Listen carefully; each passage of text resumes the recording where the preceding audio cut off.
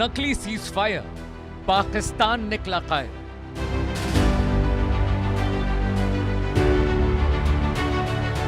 ख्वाजा आसिफ का जहर ट्रंप की नहीं है खैर।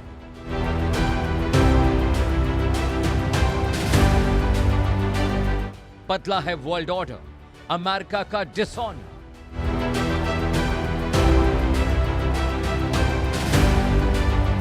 पाकिस्तान की करतूत, इजराइल की दो टूक।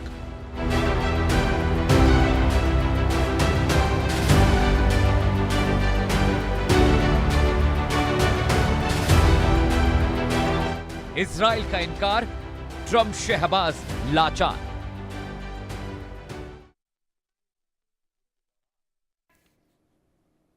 जी हां दर्शकों, क्या बदल रहा है दुनिया का ताज? क्या ढह रहा है अमेरिका का राज? आज की सबसे बड़ी बहस, क्या अमेरिका का वर्ल्ड ऑर्डर दरक रहा है? वो अमेरिका जो कभी दुनिया को चलाता था, आज सवालों के घेरे में है। मिडिल ईस्ट में इजराइल अपनी जिद पर अड़ा है और अमेरिका उसे मनाने की बेबस कोशिश में दिख रहा है। यूक्रेन में अलग नीति, गाजा में अलग रवैया। क्या यह सुपर पावर की स्ट्रैटेजी है या डबल स्टैंडर्ड की मजबूरी? उधर चीन खुली चुनौती दे रहा है, रूस सीधी टक्कर के लिए खड़ा है और ब्रिक्स जैसे मंच डॉलर की ताकत को चुनौती दे रहे हैं। क्या अब अमेरिका वर्ल्ड लीडर नहीं रहा, सिर्फ एक खिलाड़ी बनकर रह गया है? क्या दुनिया अब वॉशिंगटन से नहीं, कई राजधानियों से चलेगी? अमेरिका और ईरानी डेलीगेशन पाकिस्तान के इस्लामाबाद पहुंच चुका है। सुबह 9 बजे से ही होटल सेरेना में वॉर को लेकर पीस टॉक चल रही है। क्या पाकिस्तान के नंबर बढ़ाने के चक्कर में अमेरिका फंस गया है? क्योंकि इजराइल ने तो ईरान के 10 पॉइंट एजेंडे को खारिज कर दिया। अब आगे क्या होगा? यह कागजी सीजफायर कब तक चलेगा? क्या गिर रहा है अमेरिका का साम्राज्य या बस बदल रहा है खेल का नियम? सबसे पहले आप ख्वाजा आसिफ को सुनिए, जो कि पंजाब प्रांत से हैं और पाकिस्तान के डिफेंस मिनिस्टर हैं। स्पीकर, मुस्लिम दुनिया को, आलमे इस्लाम को एक बात जो है रिकग्नाइज करनी चाहिए कि हमारा असली और अबदी दुश्मन जो है, जहां हिंदुस्तान है वहां इजराइल भी है। तो ख्वाजा आसिफ कह रहे हैं कि पूरी दुनिया में इस्लाम के दो दुश्मन, पहला भारत, दूसरा इजराइल। और इस बयान के बाद इजराइल ने तीखी प्रतिक्रिया दी, जिसके बाद ख्वाजा आसिफ साहब को अपना वो ट्वीट हटाना पड़ा सोशल मीडिया से। लेकिन अब डिफेंस एक्सपर्ट्स क्या कह रहे हैं पाकिस्तान के इस्लामाबाद में चल रही बैठक को लेकर, आइए वो भी आपको सुनाते हैं। पिछले कई दशकों से पाकिस्तान का इस्तेमाल रणनीतिक तौर पर या फिर किसी मीडिएटर के तौर पर करता रहा है, लेकिन ईरान अमेरिका की जंग के बीच में पाकिस्तान का नाम सामने आया। ऐसे में कहीं ना कहीं यह जो युद्ध विराम कराया गया, तो इसमें पूरी तरह से अमेरिका इस समय पे पाकिस्तान के साथ खड़ा नज़र आ रहा है, जबकि वह कह चुका है कि वहाँ पर किस प्रकार से आतंकी तंजीमें काम कर रही हैं और इन आतंकी तंजीमों का इस्तेमाल पूरी दुनिया में आतंकवाद फैलाने के लिए किया जाता रहा है। जब सीज फायर की बात सामने आई, तब यह स्पष्ट लग भी रहा था कि इजराइल नहीं मानेगा। इजराइल नहीं मानेगा हुती, हिजबुल्लाह और हमास को ख़त्म करने से। वो इन्हें ख़त्म कर कर ही छोड़ेगा। और ईरान कहीं ना कहीं हुती और हिजबुल्लाह को ना सिर्फ समर्थन देता रहा है, ना सिर्फ पैसा देता रहा है, बल्कि हथियार भी देता रहा है।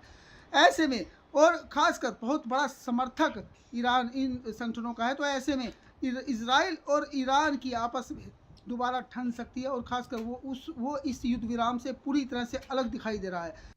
अमेरिका सिर्फ टैक्टिकल सपोर्ट के लिए पाकिस्तान से स्पेस की जगह मांग रहा है, ताकि क्योंकि वो इस्लामिक ऑर्गेनाइजेशन का हिस्सा हैं और ईरान के नेबर भी हैं और उनके साथ बॉर्डर भी मिलता है।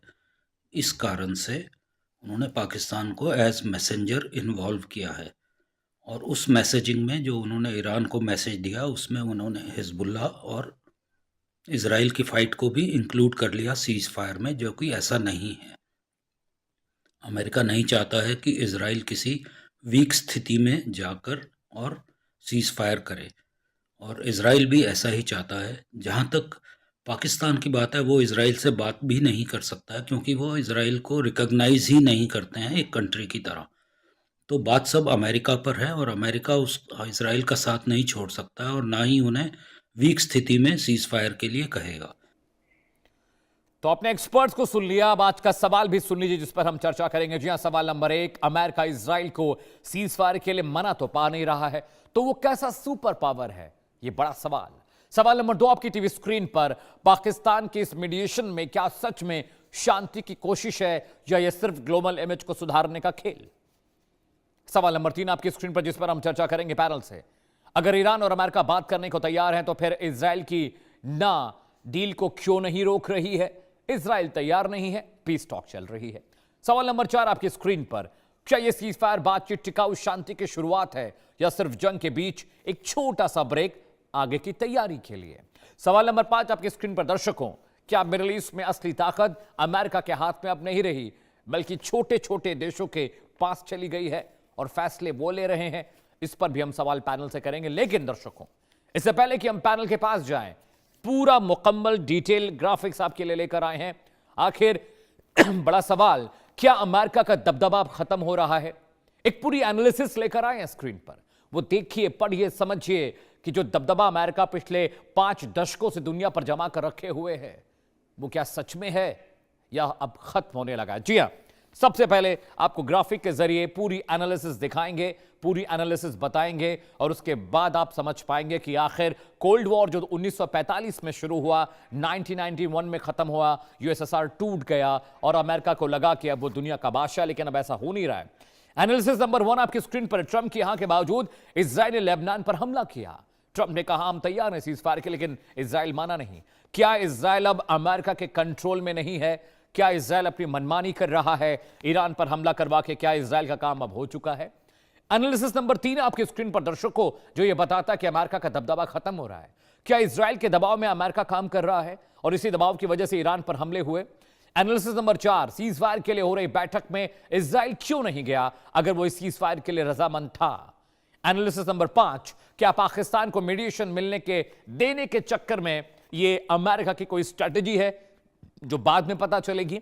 एनालिसिस नंबर 6 आपकी स्क्रीन पर, क्या पाकिस्तान को आगे बढ़ाने के चक्कर में अब अमेरिका फंस गया है? यह पूरी एनालिसिस बता रही है कि अमेरिका का दबदबा शायद अब खत्म हो रहा है। दर्शकों, आगे बढ़ते हैं, बहुत डिटेल इंफॉर्मेशन लेके आए।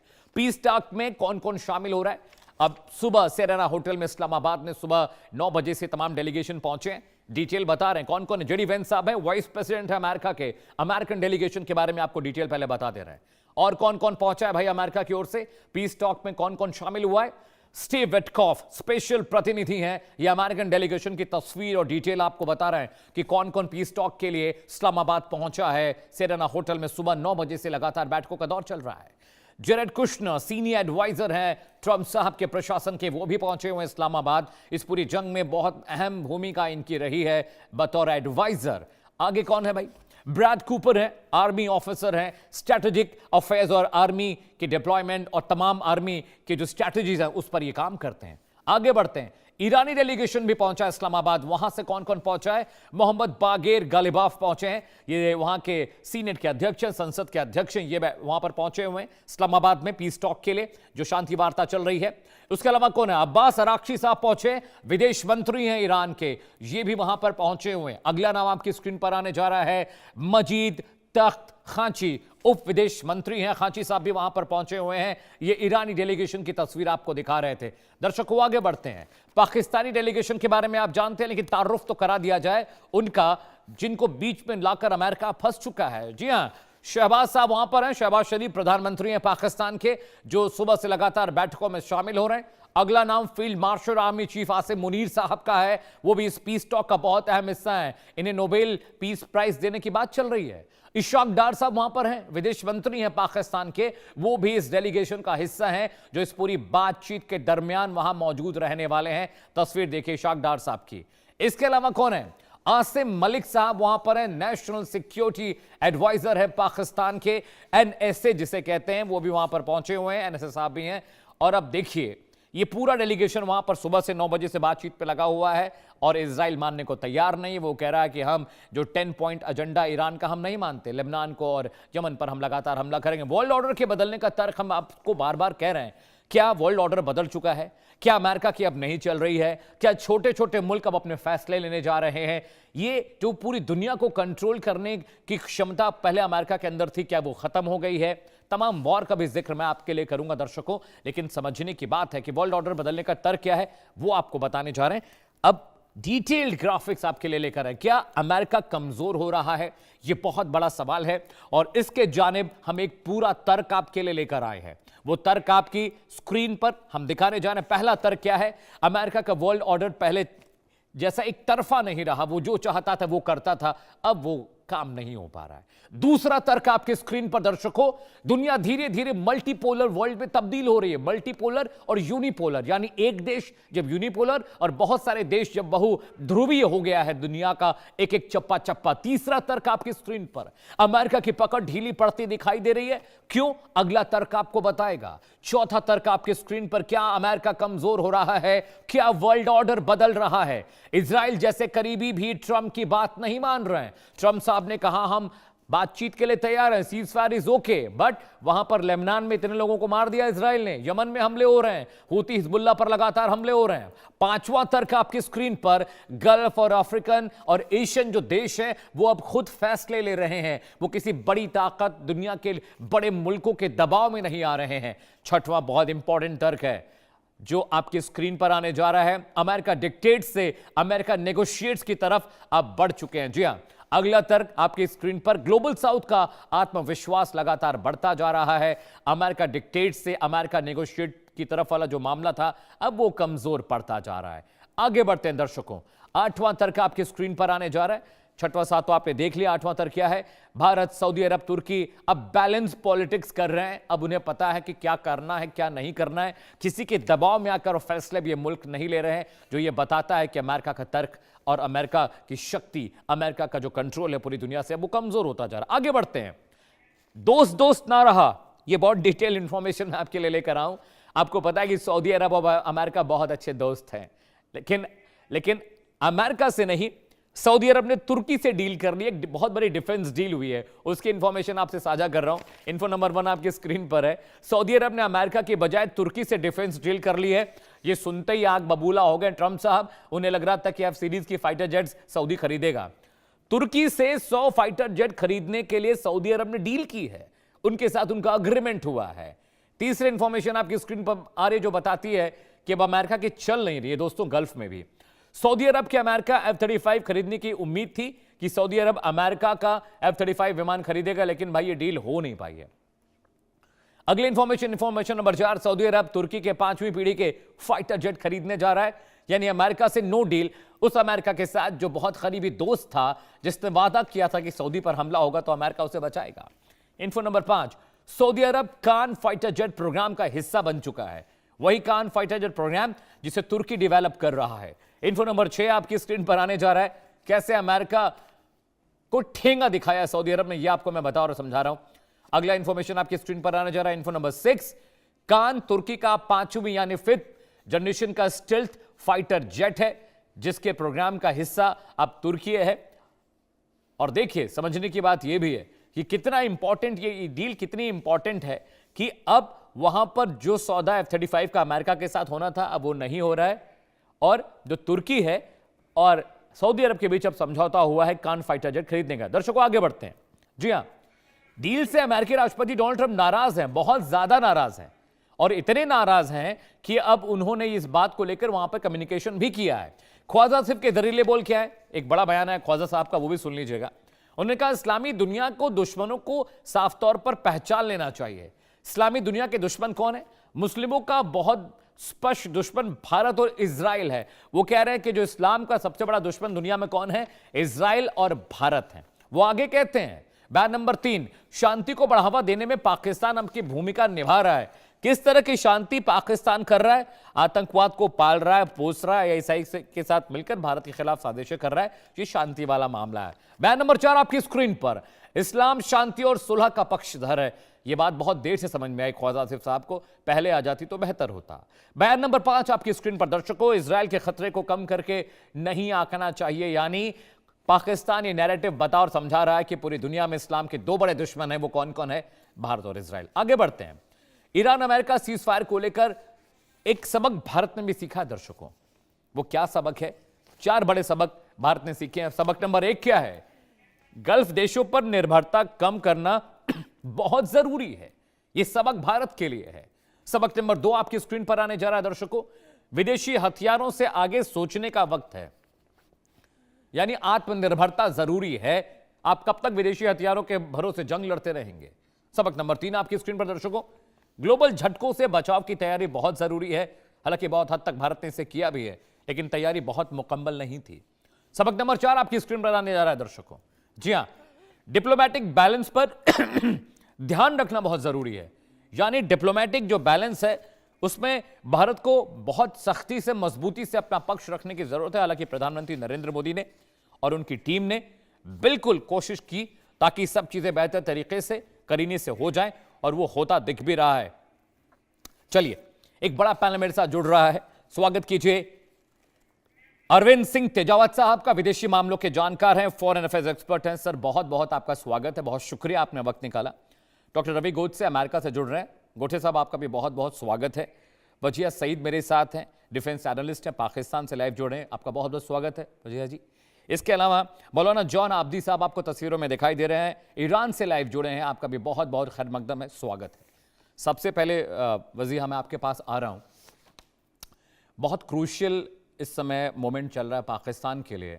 पाकिस्तान के सेरेना होटल में सुबह से लगातार बैठकों का दौर चल रहा है। अमेरिकी डेलीगेशन वहाँ पहुँचा है, ईरानी डेलीगेशन वहाँ पहुँचा है, और पाकिस्तान के तमाम जो लोग हैं, चाहे वो ख्वाजा साहब हों, चाहे वो आपके मुनीर साहब हो, सब वहाँ पर शामिल हैं इस वक्त बैठकों में। बैठकों का दौर चल रहा है। क्या आउटकम आपको लग रहा है? क्योंकि इजराइल तो बिल्कुल रेबेलियन हो गया है, वो तो कह रहा है हम कोई एजेंडा नहीं मानते, कोई शर्त नहीं मानते। आप कैसे देख रही हैं इसे? देखिए, मैं इस चीज को इस तरीके पर देख रही हूँ कि आप जो कह रहे हैं वो बहुत हद तक दुरुस्त भी है कि इसराइल किसी भी सूरत जो है कॉम्प्रोमाइज पे तैयार नहीं है। लेकिन उसके बावजूद आपने देखा कि इसराइल ने इतना तो किया कि जब अमेरिका ने सीज फायर का कहा, ट्रंप ने सीज फायर का कहा, तो इसराइल ने ईरान के ऊपर हमले बंद कर दिए। ठीक हो गया ना? तो ईरान के ऊपर हमले बंद कर दिए, ईरान ने फौरी तौर पर इसराइल पर भी हमले बंद कर दिए, गल्फ कंट्रीज में भी हमले बंद कर दिए, और अमेरिका भी एक साइड पर है। तो इस ईरान और अमेरिका जो है वो दोनों ममालिक तो बिल्कुल तैयार हैं। दोनों का देखिए, एक का वाइस प्रेसिडेंट बैठा हुआ है, दूसरे की तमाम तर जो क़यादत जिंदा रह गई है, वो इस वक्त इस्लामाबाद में बैठकर आपस में बातचीत के जरिए मसले को हल करना चाहते हैं। यहाँ रहा मसला इसराइल का। तो देखिए, इसराइल के जो अज़ाइम हैं, जो उसका तरीका वारदात है, जो काम वो कर रहा है, वो क्या सोचते हैं? अगर वो मुस्तकिल, आप खुद भी बताइए कि मुस्तकिल जंग से क्या हासिल होता है, सिवाय इसके कि लोगों का खून बहता है, सिवाय इसके कि आपके पैसे जाया होते हैं, सिवाय इसके कि आप वापस जो है जो तरक्की आपने की होती है वो 50 साल पीछे चले जाते हैं। तो कुछ मामलात हैं। मेरे ख्याल में अमेरिका की क़यादत ने अच्छा फैसला किया, और ईरान ने भी अच्छा फैसला किया कि बातचीत के जरिए समझा जाए, क्योंकि जंग से मसले का हल कोई नहीं है। 40 दिन जंग लड़कर आज आप बैठे तो हैं ना बात करने, पहले भी आप बात करने के लिए बैठे थे। तो अगर आप पहले जो है कुछ बातों के ऊपर दोनों थोड़े थोड़े कॉम्प्रोमाइज कर देते, तो जो ईरान में इतना नुकसान हुआ, जो अमेरिका का नुकसान हुआ, जो इसराइल में भी तो लोग मरे हैं ना, जो जीसीसी कंट्रीज में भी तो अरबों डॉलर का नुकसान हुआ है, तो इस सब नुकसान से बचा जा सकता था। पाकिस्तान ने अपनी पूरी कोशिश की है। देखिए, शाम तक कोई ना कोई जो है बयान जारी होगा, उसमें हमें पता चलेगा कि आउटकम क्या निकला है। लेकिन as a Pakistani, as a defence analyst, and I am here in Islamabad, तो मैं, जहां तक मेरी जो रिपोर्ट्स हैं, आई एम वेरी पॉजिटिव कि कुछ अच्छा होगा। और अगर ईरान और अमेरिका देखिए आपसी जंग से बाज आ जाते हैं, तो इसराइल जो कर रहा है उसको एक बहुत बड़ा झटका पहुंचता है। इसका मतलब ये है कि अमेरिका इसराइल के साथ 100% उस तरीके पर नहीं है जिस तरीके पर उसने ईरान का साथ ईरान के पर हमला करने में इसराइल का साथ दिया था। यहाँ से आपको जी जी जी प्लीज कंटिन्यू। यहाँ से आपको अमेरिका और इसराइल दोनों के बीच में थोड़ा सा रिफ्ट क्रिएट होता हुआ नजर आएगा, क्योंकि ट्रंप इस चीज को कह चुके हैं कि लबनान भी इस चीज का हिस्सा था, और ये हमले जो है ये इसराइल को रोकने चाहिए थे, लेकिन इसराइल ने अपने की बात नहीं मानी। तो मेरे ख्याल से बीच में भी कुछ चल रहा होगा जिसकी कुछ ना कुछ सुनगुन हमें थोड़े दिन में मिल जाएगी या चंद घंटों में मिल जाएगी। ठीक है भैया, please stay with me. Maulana John Abdi साहब, मैं आपके पास आ रहा हूँ। जो डील हुई, जो 10 पॉइंट एजेंडा था आब्दी साहब, उसके मुताबिक लेबनान, यमन पर भी हमले नहीं होने चाहिए थे, लेकिन यहाँ डील हो रही है, वहाँ पर हमले हो रहे हैं। ऐसा लगता है कि इजराइल इस पूरे एजेंडे से इत्तेफाक नहीं रखता, और आपकी जानिब से भी बयान आया ईरान की तरफ से भी कि हम इस सीज़ फायर को बिल्कुल भी नहीं सीरियस देख रहे हैं, क्योंकि यहाँ सीज़ फायर की बात हो रही है, वहाँ इजराइल अपनी मनमानी कर रहा है। और अमेरिका को लेकर भी बयान है कि अमेरिका पर भी भरोसा पूरी तरह से नहीं किया जा सकता। पाकिस्तान की मुश्किल बहुत ज़्यादा बढ़ गई है सर, क्योंकि पाकिस्तान एक बहुत कोर मीडिएशन कर रहा है, और मुझे लगता है ये हिस्टोरिकल मीडिएशन है पाकिस्तान की तरफ से, और बहुत अच्छा होता अगर ये जंग रुक जाती। लेकिन इजराइल कंट्रोल में अमेरिका के नहीं है। क्या अब ट्रंप साहब का वो दबदबा, वो जो वर्ल्ड ऑर्डर का था, वो जो जियोपॉलिटिकल पावर थी अमेरिका की, मुझे लगता है अब खत्म हो रही है आपदे साहब, कि आप कोई कंट्रोल में नहीं है, आपका दोस्त, आपका साथी कंट्रोल में नहीं है, आप पीस टॉक कर रहे हैं इस्लामाबाद में, वहां मार रहा है इजराइल। जी बिस्मिल्लाहिर्रहमानिर्रहीम। सबसे पहले तो मैं आपको और हमारे जो को पैनलिस्ट हैं यहाँ पर, उनको और आपके चैनल के माध्यम से अपने देशवासियों यानी हिंदुस्तानियों की खिदमत में सलाम और आदाब अर्ज करते हैं। और जी हाँ, आपने जो बात आखिरी बात जो कही कि क्या अमेरिका का वो दबदबा जो था वो अब उसका क्रेज जो है, ये कहा जाए कि उसका जो ग्राफ है वो गिरता हुआ नजर आ रहा है। बिल्कुल, आप देखिए कि जंग की शुरुआत से, जंग से पहले के अगर हालात को आप देखें तो उस वक्त जो ओमान के मीडिएटर थे, ओमान के फॉरेन मिनिस्टर अबू सईदी साहब, उन्होंने जंग शुरू होने के बाद ये बात कही थी कि हमने जो मुज़ाकरात चल रहे थे उसमें ईरान और अमेरिका एक तवाफुक के ऊपर पहुंचते हुए नजर आ रहे थे, और अच्छी डील चल रही थी, अच्छी गुफ्तगू चल रही थी, और ये उम्मीद हो रही थी कि हम किसी नतीजे पर पहुंच सकते थे। लेकिन बीच में अमेरिका ने धोखा दिया और इसराइल ने धोखा दिया, और ये हमले फिर से शुरू हो गए। अब जंग के पहले के हालात देखें, स्टेट ऑफ हुर्मुज को आप पहले ले लें, जिसके ऊपर बहुत ज्यादा बातें हो रही हैं। स्टेट ऑफ हुर्मुज खुला हुआ था, उसके ऊपर कोई प्रॉब्लम नहीं थी, सारे जहाज आ रहे थे, जा रहे थे, तमाम दुनिया के लिए कोई मुश्किल उस वक्त नहीं थी जी। अरब देश भी जो है वो, स्पेशली जो है वो यूएई और सऊदी अरबिया, इनके लिए कोई मुश्किल नहीं थी, कुवैत बहरीन के लिए कोई मुश्किल नहीं थी, सब काम आराम से हो रहा था। लेकिन ईरान ने उससे पहले ये बता रखा था कि अगर इस बार हमारे ऊपर जंग होती है तो ये पूरा रीजन आग में जलेगा। अगर हमको, यानी आप ईरान को देखिए, ईरान ने तकरीबन 47 साल से सिर्फ कॉम्प्रोमाइज का काम किया है, बात करने का काम किया है, बातचीत के जरिए से मसले हल करने का काम किया है। एक भी हमले आज तक ईरान ने कभी पहल नहीं की थी, और ना अभी भी पहल नहीं की, अभी भी ईरान के ऊपर हमले ही हुए। तो वहां पर से ईरान पहले ही ये बात कहता हुआ चला आ रहा था कि हम देखिए अमन और शांति चाहते हैं दुनिया में, रीजन में, मगर यहाँ पर साहब पानी माफी जो है चाहता हूं, मैं वो आपको बीच में रोक रहा हूं। ईरान ने हमले नहीं किए, लेकिन हूती और हिजबुल्लाह तो हमले कर रहे थे, और ये नैरेटिव इजराइल का भी था कि हम पहले नहीं मारेंगे, अगर आपकी तरफ से हमला हुआ तो फिर हम रुकेंगे नहीं। अगर ये बात है तो ईरान हूती हिजबुल्लाह ईरान के प्रॉक्सी हैं आब्दी साहब। आप हमला ना करें, मैं हमला ना करूं, अपने साथियों से करवाऊं, मसाइल तो एक ही है। नहीं, बिल्कुल नहीं, मसाइल अलग अलग हैं। हिजबुल्लाह ये बताइए कब वजूद में आया? इसराइल बनने से पहले वजूद में आया या इसराइल बनने के बाद वजूद में आया? इसराइल बनने के बाद वजूद में आया, जब इसराइल ने लुबनान के ऊपर कब्जा कर लिया, लुबनान के एक बड़े हिस्से के ऊपर कब्जा कर लिया, वहां के लोगों के ऊपर जुल्म करना शुरू किया, वहां के बेगुनाहों को मारना शुरू किया। तो फिर वहां की हिजबुल्लाह क्या है? हिजबुल्लाह लुबनान की अवाम है, हिजबुल्लाह लुबनान की अवाम है। वो उठे, उन्होंने एक अपना जो है वो फौजी स्ट्रक्चर बनाया, और उसके बाद इसराइल से मुकाबला करना शुरू किया। एक बात। दूसरी बात, हिजबुल्लाह जो है वो एक पॉलिटिकल पार्टी भी है, 33 उसके मेंबर्स जो हैं वो लुबनान के पार्लियामेंट में है। तो अगर ये कहा जाए कि ये प्रॉक्सी है, ये नहीं, प्रॉक्सी नहीं है। ईरान हिमायत करता है, ईरान जब से इस्लामिक रेवोल्यूशन आया उसने कभी ईरान स्वार्थी नहीं है। अगर चाहता ईरान इस्लामी इनकलाब के बाद तो आराम से अमेरिका के साथ डील कर लेता, तुम लोग जो है वो इसराइल मारते रहो, हिजबुल्लाह को, लुबनान को, फिलिस्तीन को नहीं। उनका स्टैंस पहले से क्लियर था, हर मजलूम के साथ हम खड़े हुए हैं, वो अभी तक खड़े हुए हैं। और इनकी जो डील हुई है, अभी जो उन्होंने 10 पॉइंट जो दिए हैं, उसमें भी उन्होंने सीधे सीधे कहा है कि लुबनान और जो हमारे रेजिस्टेंस ग्रुप हैं उनके ऊपर हमले रुकने चाहिए। असल चीज जो है वो इसराइल है, असल प्रॉब्लम इसराइल है। प्रॉब्लम ने इसराइल ने रीजन में प्रॉब्लम शुरू की, इसराइल ने लोगों को, बेगुनाहों को अपने वो ग्रेटर इसराइल वाले एजेंडा के तहत मारना शुरू किया, बेगुनाहों के ऊपर हमला करना शुरू किया, तो जाहिर सी बात है वहां की आवाम खामोश तो नहीं बैठेगी और वो अकेली भी नहीं रहेगी। जाहिर सी बात है वो लोग जो जुल्म के मुखालिफ हैं और मजलूम का ख्याल रखने वाले हैं वो उनका साथ देंगे। तो इसमें कौन सी खराब बात है? अमेरिका आखिर इसराइल रीजन में अमेरिका की प्रॉक्सी है या नहीं है? इसराइल जो है वो वॉर क्राइम कर रहा है या नहीं कर रहा है? अभी कल जो हमले किए हैं, परसों जो हमले किए हैं, उसने कौन से जो है मिलिट्री स्ट्रक्चर्स के ऊपर हमले किए हैं? बेरूत के एयरपोर्ट को मारा है, वहां पे कौन से हिजबुल्लाह के जहाज खड़े हुए थे? वहां पर उसने जो है वो सिविलियंस को मारा है, रेजिडेंशियल जो अपार्टमेंट्स हैं उनको मारा है, वहां पे कौन से हिजबुल्लाह के वहां पे लड़ाके हैं? राइट। तो आप एक मिनट, दूसरी बात ये कि एक बहुत बड़ी बात उठाई जाती है आतंकवाद की, और आतंकवाद की मैं कह रहा हूँ आतंकवाद मुर्दाबाद, आतंकवाद का साथ देने वाले मुर्दाबाद, आतंकवादी बनाने वाले मुर्दाबाद, जो लोग आतंकवादी को सपोर्ट कर रहे हैं, आतंकवाद को सपोर्ट कर रहे हैं, उनको मुर्दाबाद। अब आप देखिए जोए कैंट कह रहे हैं कि आईएसआईएस को हमने बनाया, अलकायदा को जो है वो हमने बनाया। जब जिस वक्त शाम में और इराक में, सीरिया और इराक में जिस वक्त ये आईसिस के लड़ाके उस वक्त बेगुनाहों को कत्ल कर रहे थे, और जब सीरियन फौज उनको मार रही थी, तो उनके जख्मी जो थे वो जाकर इसराइल के हॉस्पिटल में भर्ती हो रहे थे, नेतन्याहू जाके उनसे मिल रहा था।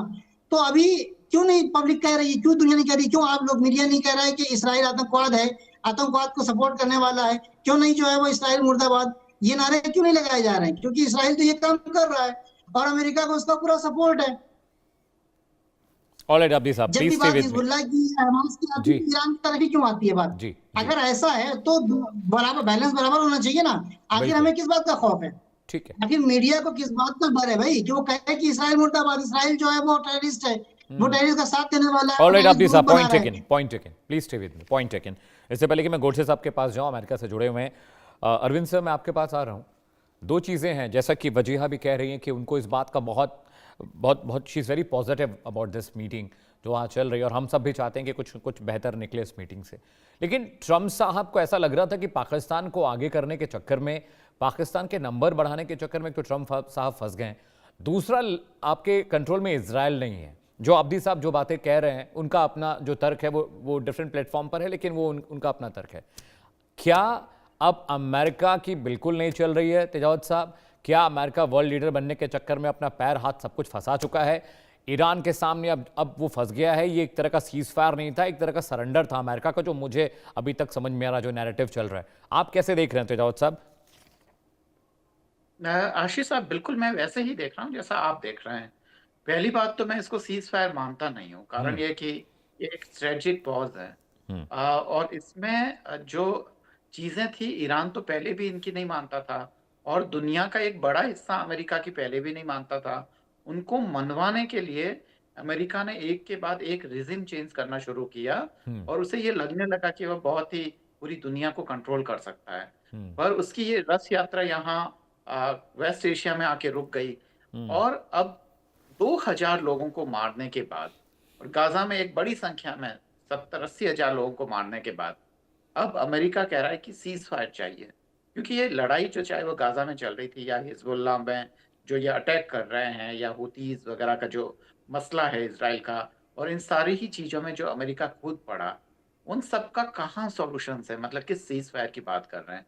अमेरिका को अभी दम घुट रहा है, तो सांस लेने के लिए जगह चाहिए, उसके लिए वह पाकिस्तान के एक प्लेटफॉर्म का इस्तेमाल कर रहा है, और इसीलिए 9-10 घंटे की लंबी यात्रा करके वहाँ के बड़े बड़े वाइस प्रेसिडेंट वगैरह वो सब पाकिस्तान आ रहे हैं, और ईरान को खाली मुश्किल से थोड़ा 2 घंटे की यात्रा करके, या शायद उससे भी कम, वो यहाँ पर पहुंच रहे हैं। ऐसी अमेरिका जैसे बड़े ताकतवर देश को कहाँ जरूरत पड़ गई थी कि ये सब करें? खासकर जबकि उसका जो लोगों को मारने का सब कुछ ठीक ठाक चल रहा था। 2000 लोगों को मार दिया, बच्चियों के स्कूल में ही मौत की नींद सुला दिया। ये सब कुछ करने के लिए तब तक पाकिस्तान का अमेरिका के खिलाफ कोई बयान नहीं आया। इतना बड़ा सब कुछ हो गया।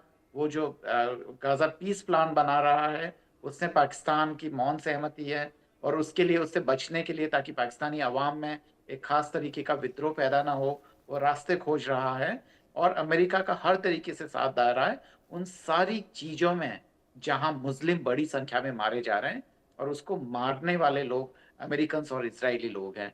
पाकिस्तान कहाँ से मीडिएशन कर रहा है और किन के लिए कर रहा है, यह भी देखना होगा। और इस चीज की कौन गारंटी देगा कि यह सब चीजें जब अमेरिका वापस अपने आप को मजबूत कर लेगा और इसराइल जब वापस वो सब कुछ कर लेगा, जी। तब वह वापस हमले करने की पाकिस्तान ये गारंटी दे सकेगा कि अगर आपने ये ऐसा किया तो हम आपसे बात नहीं करेंगे, या हम आपसे पैसा उधार लेना बंद कर देंगे, या ये कर लेंगे।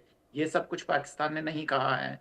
तो सब कुछ क्या हो रहा है, मुझे लगता है कि ये एक अलग ही तरीके का मीडिएशन है, जो मुझे लगता है कि दुनिया है वो इसे ऑल राइट याद सर, करेगी और कहानियों के रूप में पढ़ेगी। हाँ प्लीज स्टे विथ मी। मैं डॉक्टर गोडसे के पास जा रहा हूँ। डॉक्टर गोडसे, ये अमेरिका कैसा सुपर पावर है कि इसराइल को मना नहीं पा रहा है, इसराइल के कंट्रोल में, मतलब इसराइल को बिल्कुल कंट्रोल नहीं कर पा रहा है। यहाँ पे पाकिस्तान, ईरान, अमेरिका मीटिंग तो कर रहे हैं, लेकिन आपकी पावर बिल्कुल खत्म हो गई है। आप सिर्फ नाम के शेर रह गए हैं, एक पिक्चर वाला जो शेर होता है।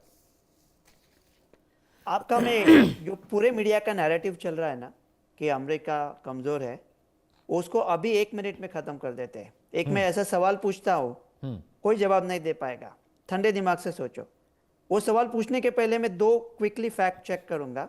वो ईरान के रिप्रेजेंटेटिव ने कहा कि हिजबुल्लाह के 33 मेंबर है पार्लियामेंट में। 33 नहीं है, 124 सीटें होती है लेबनान पार्लियामेंट में, उसमें सिर्फ 13 मेंबर लेबनान के हैं, तो माइनर पार्टी है, बड़ी नहीं है। दूसरा, अरविंद साहब कह रहे थे कि अमेरिका इतने दूर जा रहा है निगोशिएट करने को, पाकिस्तान बीच में कहा क्यों नहीं मिले। पाकिस्तान में निगोशिएशन सिर्फ इसलिए हो रहे हैं कि ईरान वहाँ गाड़ी में बैठ के रास्ते से जा सकता है। ईरान के पास ऐसा कोई हवाई जहाज़ नहीं है कि इजराइल उसको ठोक देगा अगर हवा में आ गया। तो इजराइल को नहीं चाहिए ये पीस हो जाए, तो ईरान को डर है हवा में उड़ नहीं सकता, इसलिए पाकिस्तान अकलौता कंट्री है, इसलिए वो उधर, इसीलिए भारत नहीं है। पाकिस्तान इसलिए है कि वहाँ रोड से जा सकते हैं, नहीं तो भारत करता था। और ये जो सवाल है कि अमेरिका का क्या ख़त्म हो गया, मैं आप सबको एक सवाल पूछता हूँ, पूरे विश्व के मीडिया को। कल्पना करते हैं कि भारत और चीन में एक जंग चालू होती है, और चीन कहता है कि भारत के पंतप्रधान और कैबिनेट हमें अच्छे नहीं लगते, हम दिल्ली में आके उनको मारने वाले हैं। तो चीन आता है और युद्ध के पहले दिन पंतप्रधान और कैबिनेट को, सबको मार, भगवान न करे, लेकिन पंतप्रधान और कैबिनेट को मार देता है। क्या आपको लगता है भारत 1 महीने के अंदर चीन के साथ टेबल पे बैठ के बात करेगा? ईरान के जो खौमेनी थे, उनके सुप्रीम लीडर थे, उनके सर्वे सर्वा, उनके माए बाप, उसको अमेरिका ने दिन दहाड़े बेरहमी से पूरे विश्व के सामने बोल दिया कि आके मारने को आ रहे हवा से, उनको मार दिया। उनको मारने के बाद 40 दिन के अंदर शियाई, जो 12वीं शियाई फेथ होती है, उसमें जैसा भारत में 13वां होता है, वैसा 40वां बहुत बड़ा होता है शिया फेथ में। तो 40वें दिन में जहाँ पे मातम है, उसी दिन पे जिस दुश्मन ने मारा उसके साथ आप टेबल पे बैठ के बात करने को तैयार हो गए, तो इसमें अभी किसका पल्ला भारी है, ऐसा आपको लगता है? और ये जो आप बात कर रहे थे ना कि इजराइल को कंट्रोल नहीं कर सकता, तो थोड़ी जरा ये थोड़ा सीरियस हो गया, तो फिल्मी भाषा में बात करते हैं। जब वेनेजुएला पे हमला किया था, आप सब मीडिया का नैरेटिव देख लो, तब वो कह रहे थे कि ये 6 साल चलेगा, 4 लाख सिपाही है वेनेजुएला के पास, आग लग जाएगी साउथ अमेरिका में। 45 मिनट में सब हो गया। पता है क्यों? क्योंकि वेनेजुएला मूवी का नाम था मिस्टर नटवरलाल, अमिताभ बच्चन अकेला हीरो था, कर दिया। ईरान में चला रहे हैं दीवार, उसमें ये शशि कपूर घुस गया है इजराइल। तो शशि कपूर कभी नहीं चाहता कि दीवार की शूटिंग खत्म हो। उसने 3 चीजें की है, ये वो कभी पहले से नहीं चाहता, क्योंकि वो अमेरिका का हथियार इस्तेमाल करके ईरान को पूरी तरह से खत्म करना चाहता। पहली चीज है लारीजानी। किसी ने, वर्ल्ड मीडिया ने इसके ऊपर ध्यान नहीं दिया। अभी वेनेजुएला में क्यों जल्दी खत्म हुआ? क्योंकि वो जो डेल्सी रॉड्रिगेज है, उसके साथ अमेरिका का सेटिंग पहले ही हुआ था, इसलिए वो 40 मिनट में खत्म हुआ। मेरा मानना है, और 10 साल बाद जब इस पर हिस्ट्री लिखेगी या 1 महीने बाद रिपोर्टिंग होगी, यही ऐसा ही होगा जो मैंने कहा था कि लारीजानी के साथ अमेरिका की पूरी सेटिंग हो गई थी। लारीजानी बाहर से कुछ बोलेगा, उसके साथ डील करेंगे और 2 दिन में खत्म होता था। वो लारीजानी को ही इजराइल ने ठोक दिया। किसने बोला था उसको ठोकने को, लारीजानी को? दूसरा था साउथ पार्स फील्ड पे अटैक, वो इजराइल ने किया, बहुत गलत किया। और तीसरी चीज़ है कि अभी जब सीज फायर की बात हो रही है तो अभी लेबनान पे इतना बड़ा हमला किया, तो इजराइल तो अभी आउट ऑफ कंट्रोल जा रहा है। और आप जो कहते हैं ना कि अमेरिका इजराइल उसकी सुनता नहीं है, अभी आपको देखने को मिलेगा 2 दिन में कि कोई जब दीवार देखता है तो रिवाइंड करके गाने नहीं देखता, अमिताभ के डायलॉग देखता है। वो अभी शशि कपूर को बोलना पड़ेगा, अरे पिंटू तू इज्जत दौलत शोहरत सब हमारे पास है, माँ को बंगले All पे right, छोड़ sir. और तू गरीब है तो गरीबों वाली हरकत कर। अमेरिका इजराइल को भी कंट्रोल, पॉइंट टेकन, लेकिन पॉइंट इमरान डॉक्टर गोडसे, अगर बात कर रहा है टेबल पे बैठ के, तो आप मुझे बताओ कि कौन कौन कमजोर है और पावरफुल है। कौन बिल्कुल, ताकतवर है। Point I buy this point sir, I buy this narration of yours. बिल्कुल मैं इस बात को समझ रहा हूँ। वजह अगर एक हाइपोथेटिकल क्वेश्चन है, अगर ईरान और पाकिस्तान और अमेरिका की बातचीत में कुछ अच्छा निकल भी आता, शाम तक मैं उम्मीद कर रहा हूँ, और ईरान तैयार हो जाता है कुछ शर्तों के साथ कि भाई आप नेगोशिएट कर रहे हैं, हमारा जो नुकसान है वो भर दीजिए, होर्मुज़ का मसला है और तमाम जो सैंक्शंस हैं इस पर अमेरिका ओके कर भी देता है। लेकिन अगर इजराइल नहीं माना वजह और उसने फिर से ईरान पर या हूतीज़ पर, हिजबुल्लाह पर रेड सी में हमला किया, तो वो तो आपके कंट्रोल में नहीं है। फिर वो सीज फायर कैसा सीज फायर होगा फिर वजह? देखिए, सीज फायर जो है ना, बेसिकली अमेरिका और ईरान आपस में कर चुके हैं। दोनों जब टेबल तक पहुंचे हैं तो सिर्फ किसी की मिन्नतें करने पर या कोई गेन करके नहीं पहुंचे, दोनों के पास एक दूसरे के पॉइंट है, दोनों ने किसी हद तक कॉम्प्रोमाइज किया है, तो यहाँ तक बात आई है। जब तक आप अड़े रहते हैं, कॉम्प्रोमाइज नहीं करते, तो आप टेबल पे नहीं बैठ सकते। डेफिनेटली अंदर बहुत कुछ कॉम्प्रोमाइज हुआ है, ईरान की जानिब से भी हुआ है, अमेरिका की जानिब से भी हुआ है, और अल्लाह करे कि शाम तक जब ये लोग बात का कोई हमें रिजल्ट बताएं तो किसी ना किसी नतीजे पर पहुंच जाए। रही बात इजराइल की, देखिए इजराइल के लिए ये बहुत बड़ी बात है कि अगर वो ईरान पर हमला करता है या लुबनान पर हमले जारी रखे हुए हैं तो अमेरिका उसका साथ नहीं दे रहा। और ये कैसे मुमकिन है कि ईरान जो है इतनी बड़ी बात कर दे, इतना सब कुछ अपना बर्बाद करवा कर जब वो यहाँ आ गए हैं टेबल पे बैठ के बात करने के लिए, तो डेफिनेटली उनको कुछ ना कुछ इंटरनल गारंटीज, कुछ सिक्योरिटी कहीं ना कहीं से उन्हें महसूस हुई होगी। खाली घुटने टेकने या माफी मांगने तो नहीं आए हैं ना। तो ये चीज है। दूसरी जानिब अमेरिका भी, आप देखिए, अमेरिका पराई जंगों में अमेरिका ने हमेशा अपना बहुत बड़ा नुकसान किया। ये जो अमेरिका से अभी जो मेरे दोस्त जो भी आपसे बात कर रहे थे ना, ये जरा फिल्में ज्यादा देखते हैं अमेरिका की, अगर आप हिस्ट्री देखें, अमेरिका जब भी मुल्क से बाहर गया अपनी फौज लेके, हमेशा बड़ी बुरी मार खाई। वियतनाम हो, कहीं पे भी गए, हमेशा उन्होंने झूठ बोले, यहाँ ये है वहां वो है, लोगों की तबाहकारी की, लाखों लोगों को कत्ल किया, अपने अवाम का टैक्स का पैसा जो है वो दूसरे मुल्कों के ऊपर जाया किया और फिर वापस आ गए। मेरे ख्याल में इस वक्त अमेरिका का ये बदतरीन, जितनी भी हिस्ट्री ऑफ में बदतरीन फैसला था ईरान पर हमला करना। लास्ट ईयर जब ईरान और इसराइल की जंग हुई थी, ठीक है, अमेरिका ने इसराइल का साथ दिया था, और आपको पता है सिर्फ एक बार उनके B-2 बॉम्बर तैयारे जो है वो आए और एक अमली तौर पर जी कि अमेरिका भी जंग में साथ है। इस दफा अमेरिका ने हद कर दी, अमेरिका ने खामेनाई को शहीद कर दिया, बहुत कुछ हुआ। बल्कि इसराइल ने तो इतना हमला किया ही नहीं, इतनी पावर ही नहीं दिखाई जितना जो है ना शिद्दत के साथ अमेरिका ने ईरान पर हमला किया। और मेरे ख्याल में अब अमेरिका को समझ आ जानी चाहिए अपने मफादात का तहफ़्फ़ुज़ और तरीकों से भी किया जा सकता है। उसके लिए लोगों को कत्ल करना, मारना जरूरी नहीं है। 1 करोड़ 40 लाख आबादी का मुल्क, आज 35-40 करोड़ आबादी का जो मुल्क अमेरिका है, उसके साथ आप मजबूर हुए हैं कि एक छोटे से मुल्क पाकिस्तान के साथ आकर आप जो है यहाँ पर निगोशिएशन की टेबल पर आ गए हैं। इट मीन्स अब आप सुपर पावर नहीं है। आपका वो जो पिछला जो था ना, जो आपने रोक दबदबा लगा रखा था, वो काफी हद तक खत्म हो चुका है। और वो जो शुरू में आप बात कर रहे थे ना कि मल्टीपोलर वर्ल्ड है, तो देखिए अब छोटे छोटे मुल्क भी जो है ना वो अपने हक के लिए लड़ रहे हैं। अगर ईरान जैसा मुल्क जिसपे 47 साल की पाबंदियां थी, उसने 40 दिन अमेरिका और इसराइल के साथ जंग लड़ ली, और उसने एटमी कुव्वत ना होते हुए भी उसने तमाम के तमाम अरब मुल्क जिनके साथ उसकी नहीं बनती है, जहां पे अमेरिकी अड्डे थे, उसने उन सबको भी निशाना बनाया। तो आप देखिए, तो फिर दीगर ममालिक कितनी अहलियत रखते होंगे कन्वेंशनल वॉर की। तो हमें इस तरफ भी सोचना चाहिए कि वॉर्स को बढ़ावा देकर मामलात अब हल नहीं होंगे, अब कुछ और तरीके अपनाने पड़ेंगे। बेहतर Wajiha, please stay with me. अब्दी साहब, मैं आपके पास आ रहा हूँ। जो तर्क पाकिस्तान से हमारी जो मेहमान है वजिया सईद दे रही हैं, या फिर जो बात डॉक्टर गोडसे कह रहे हैं, मैं आपसे व्यक्तिगत रूप से जानना चाहता हूं कि अगर ये डील हो जाती है और सीज फायर मुकम्मल तरीके से ये बैठक ख़त्म होती है और इजराइल नहीं मानता है, तो फिर ईरान का टेक क्या होगा? फिर आप इसको सीज फायर मानेंगे मुकम्मल, या आपको लगता है ये सीज फायर नहीं है? क्योंकि 3 शर्तें थी, वो नहीं मानी गई। पहला, लेबनान में हमले हुए, 250-300 लोग मर गए, 1000 से ज़्यादा जख्मी हुए। एक ड्रोन उस इलाके में घुसा जहाँ पर उस ड्रोन को नहीं घुसना चाहिए था। हॉर्मुज़ स्ट्रेट आपने लॉक कर दिया, अमेरिका कह रहा है कि हॉर्मुज़ स्ट्रेट खोलिए, नहीं तो ये पीस टॉक, ये सीज फायर इनिशिएट ही नहीं होगा। हाफिज साहब। जी, पहली बात तो हमारी बहन ने जो बातें कही उनसे तकरीबन उनकी बातों से हम मुवाफिक हैं। और रही बात ये जो अमेरिका के रिप्रेजेंटेटिव बैठे हुए हैं, इन्होंने एक बहुत ही, क्योंकि उन्होंने भी, हमारी बहन ने भी तस्करा किया है कि ये फिल्में ज्यादा देखते हैं। अमेरिका जो हॉलीवुड वाला सीन दिखा रहा था ना, कि अमेरिकन स्नाइपर्स जाएंगे, उनके सोल्जर्स जाएंगे और जाके हेलीकॉप्टर से उतरेंगे और उठा लाएंगे और कब्जा कर लेंगे, ये वो। वेनेजुएला का कोई मुकाबला ईरान से नहीं है, पहली बात। दूसरी बात ये कि इनकी खिदमत में मैं ये अर्ज करता चलूं कि सीजफायर डील के लिए जो भीख मांगी है ना, वो अमेरिका ने मांगी है, ठीक है। और अमेरिका ने ऐलान किया है कि, ट्रंप ने ऐलान किया है, अपने ट्रूथ उनको पढ़ लें, उनको इंग्लिश अच्छी आती है, पर हम लोग तो अंग्रेज है नहीं, ठीक है। उसमें लिखा हुआ है कि हम ये पूरे 10 पॉइंट्स मान रहे हैं, इसके ऊपर, इसके एतबार से हम सीज फायर कर रहे हैं, इनको ये मालूम होना चाहिए।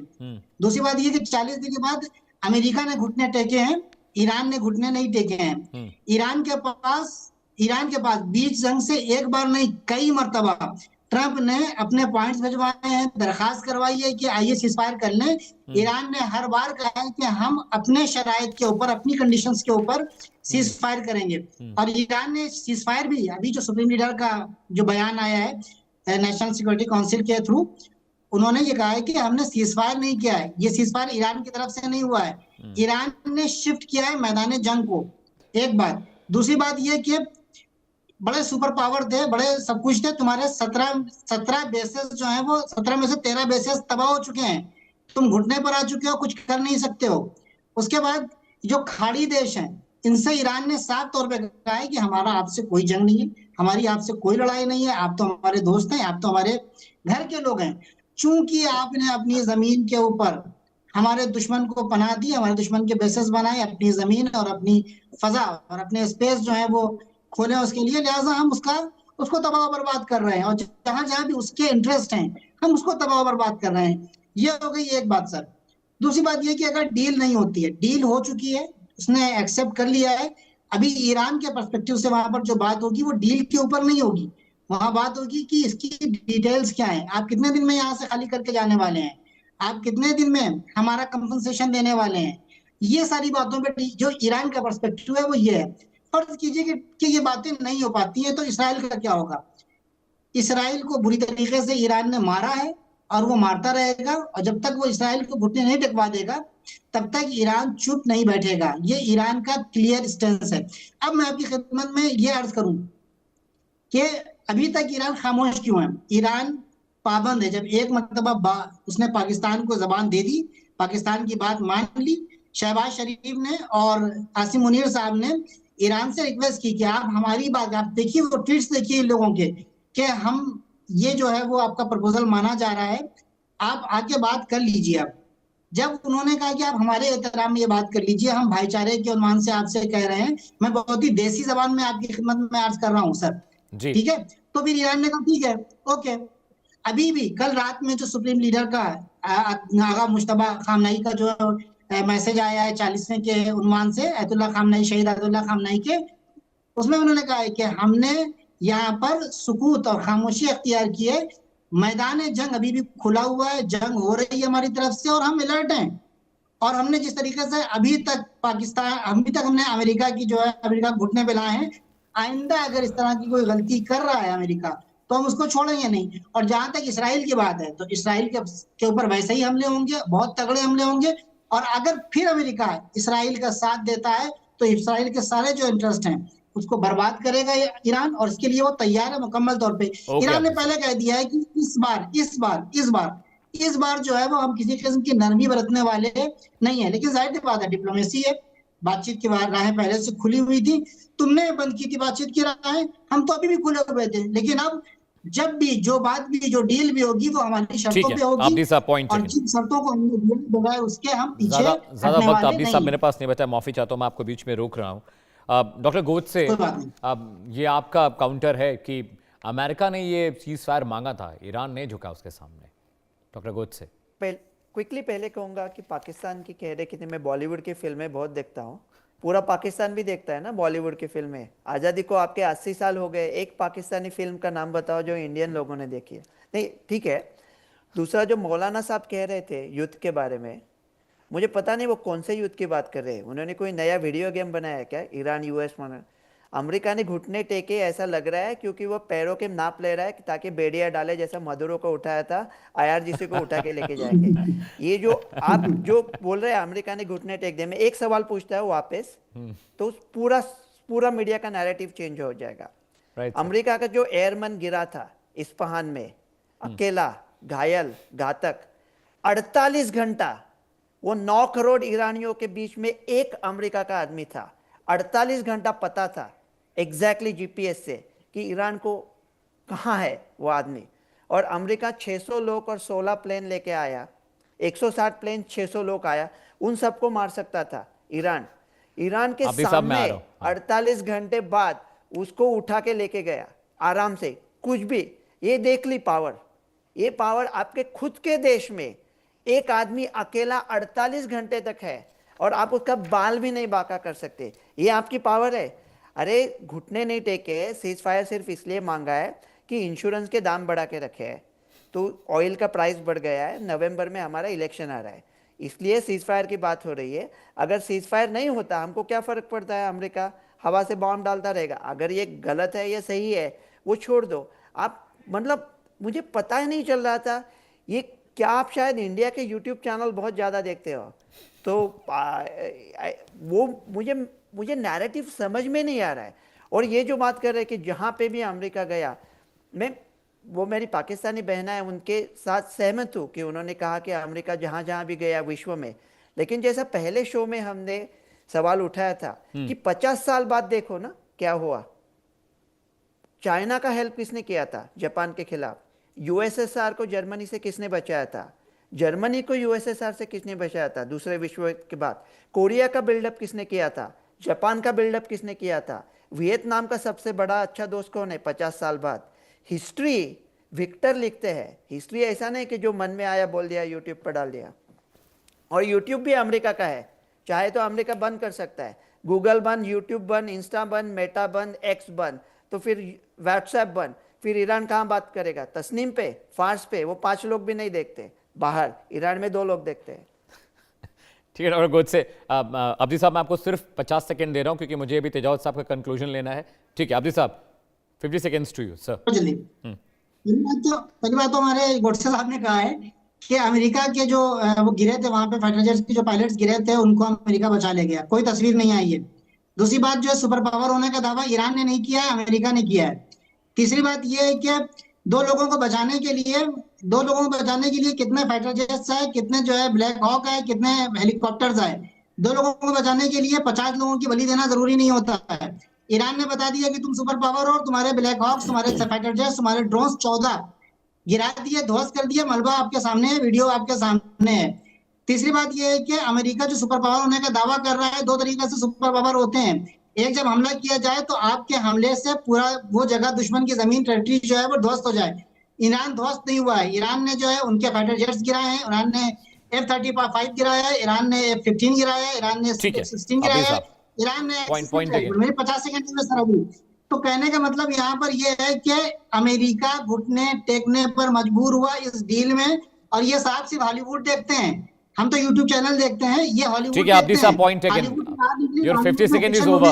अब्दी साहब, I am very sorry, I am interrupting you, I am interrupting you sir. Your 50 second is over. Tejawat साहब, ठीक है अब्दी साहब, पॉइंट टेकन। तेजावत साहब प्लीज कंक्लूड करिए डिबेट को। मैं आपको 3 मिनट दे रहा हूं सर।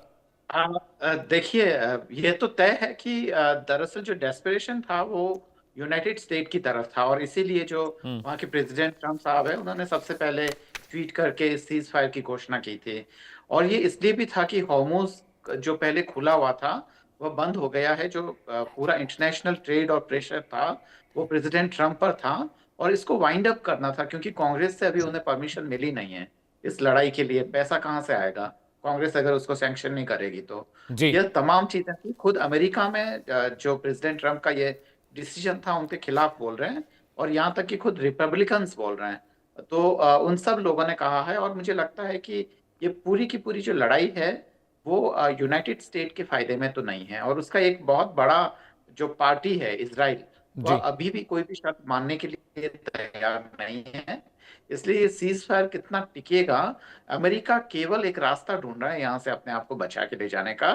फिर कह रहा है कि ईरान और इसराइल आप लोग आपस में निपटते रहो, मैं जहां था वहां जा रहा हूं। बहुत बेइज्जती करा पॉइंट टेकन तेजावत साहब, जी। It's a very good point. बहुत बहुत शुक्रिया वजिया सईद, आप पाकिस्तान से जुड़े, आपका बहुत बहुत शुक्रिया। मौलाना जॉन आब्दी साहब, आपका भी बहुत बहुत शुक्रिया, आप ईरान से मेरे साथ लाइव जुड़े थे।